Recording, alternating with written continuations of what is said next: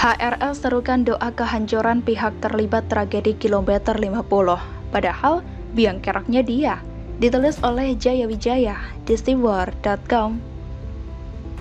Baru saja melunak dengan mengucapkan terima kasih kepada Kapolri karena sudah diperlakukan dengan baik di ruang tahanan. Imam besar HRS sekarang kumat lagi. Beliau menyerukan doa kehancuran bagi pihak yang terlibat tragedi kilometer 50. Entah lupa minum obat atau kalau minum obat malah tidak waras. Tapi ya inilah HRS yang sebenarnya.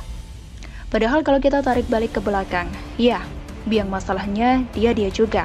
Bikin kerumunan, ngundang massa, pasang baliho seenak jidat, begitu ada surat panggilan dari kepolisian malah main petak umpet. Polisi sampai beberapa kali mengirim surat panggilan ke markas zombie. Bukan disambut dengan baik polisi malah diusir dan diteriaki kalimat takbir bercampur kebencian. Coba kalau HRS tidak main petak umpet dan kabur-kaburan, tinggal datang memenuhi panggilan polisi, maka jangankan tragedi kilometer 50, malah kemungkinan terbaiknya HRS akan bebas atau cuma dikenakan denda. Jadi kalau sekarang HRS serukan doa kehancuran pihak terlibat tragedi kilometer 50, maka bisa dipastikan doa tersebut akan berbalik sendiri kepada HRS. Seruan HRS ini menjadi bukti bahwa seruan HRS saat aksi 212 kemarin hanyalah siasat busuk beliau. HRS meminta acara tersebut untuk tidak ada aksi hina orang dan jangan ada agenda politik. Padahal sesungguhnya hal tersebut adalah upaya HRS bermain politik pencitraan. Pertama, supaya aksi 212 dianggap aksi damai. Kedua, supaya buzzer radikal bisa melakukan propaganda bahwa radikalisme hanyalah pengalihan isu pemerintah. Pakai acara terima kasih sama Kapolri yang Kristen. Ternyata semua itu hanya drama murahan HRS yang mudah terbaca. Sekarang, HRS kembali lagi dan dilansir dari suara.com, HRS menyerukan. Diserukan kepada segenap habaib dan ulama, serta pimpinan masjid dan musola, pesantren dan madrasah, majelis zikir dan taklim, ormas dan perkumpulan, serta pemukiman dan perumahan untuk menggelar haul 6 syuhada secara serentak di tempat masing-masing pada tanggal 7 Desember 2021 dari maghrib sampai isya, diisi dengan tahlil, yasin, zikir, dan doa bagi para syuhada. Komentar penulis, syuhada itu adalah pejuang Allah yang mati di jalan Allah. Kalau memang yakin mati di jalan Allah dan akan mendapat bonus 72 bidadari, maka seharusnya HRS malah berterima kasih kepada polisi. Kalau malah mendoakan yang buruk artinya malah tidak yakin atau hanya sekedar agenda politik. Penulis sangat miris jika memang ada agenda politik karena acaranya adalah ibadah. Ibadah dipakai untuk kepentingan politik sangat tidak mencerminkan status HRS sebagai imam besar.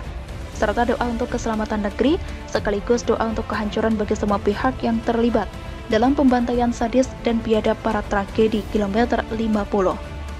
Komentar penulis, entah HRS selama ini di penjara pernah ngaca atau tidak, menyerukan doa untuk keselamatan negeri padahal dirinya adalah bencana untuk negara ini. Banyak sekali anggota dan petinggi di ormas HRS yang terlibat kasus pengacauan. HRS sebagai imam besar seharusnya malu telah gagal menjaga ormasnya sebagai umat Islam yang rahmatan lil alamin.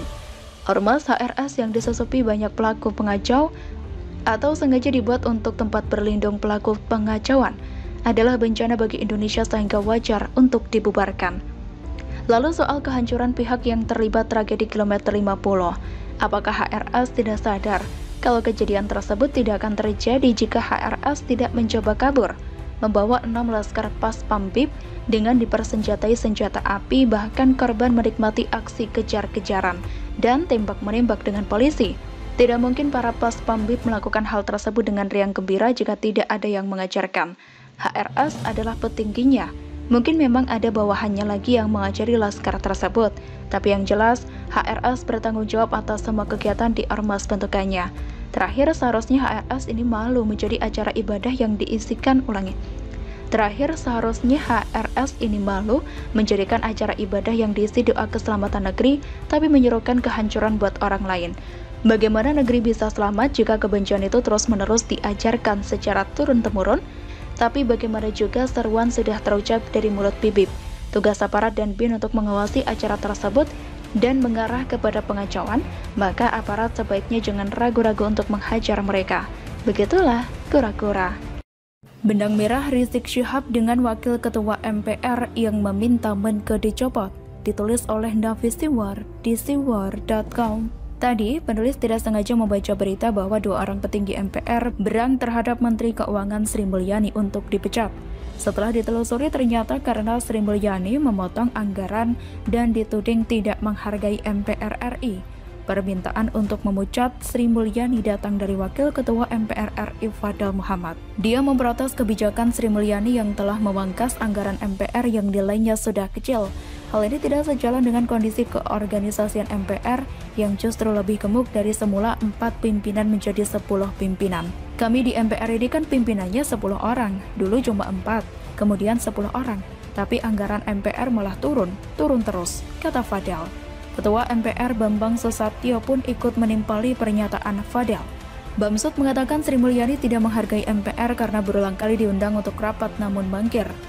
Sri Mulyani dipanggil pimpinan dan badan anggaran MPR RI untuk membicarakan perkara refocusing anggaran COVID-19, termasuk anggaran di lembaganya.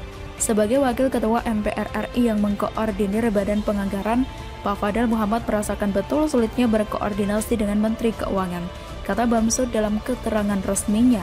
Menanggapi pernyataan 2 petinggi MPR tersebut, Sri Mulyani pun angkat bicara. Sri Mulyani mengaku 2 kali diundang rapat dengan MPR, namun tidak bisa menghadirinya.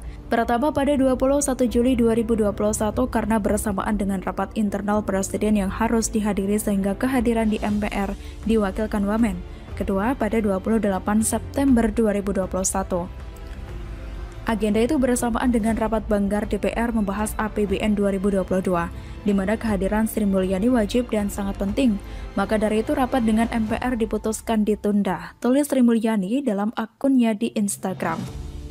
Sementara mengenai pemotongan anggaran MPR, Sri Mulyani mengatakan jika hal itu dilakukan karena pada tahun ini Indonesia menghadapi lonjakan COVID-19 akibat varian Delta, maka anggaran difokuskan untuk penanganan COVID, bahkan seluruh anggaran KL harus dilakukan refocusing 4 kali.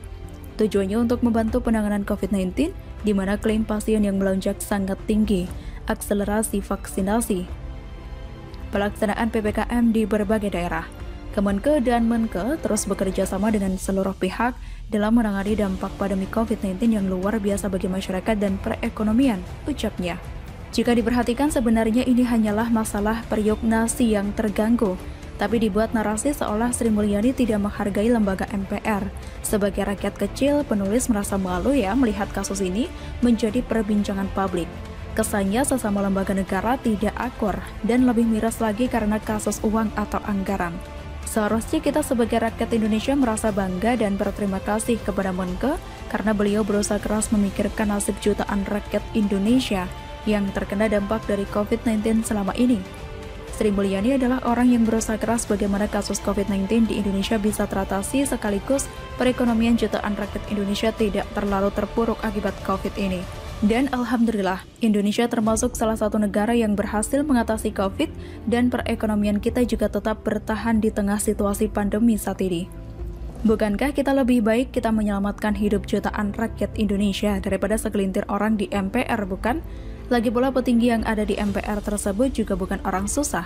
Besaran gaji pokok ketua dan anggota MPR diatur dalam Peraturan Pemerintah Nomor 75 Tahun 2000 tentang gaji pokok pimpinan lembaga tertinggi atau tinggi negara dan anggota lembaga tinggi negara serta uang kehormatan anggota lembaga tertinggi negara. Untuk ketua MPR, gaji pokoknya sebesar Rp5.040.000.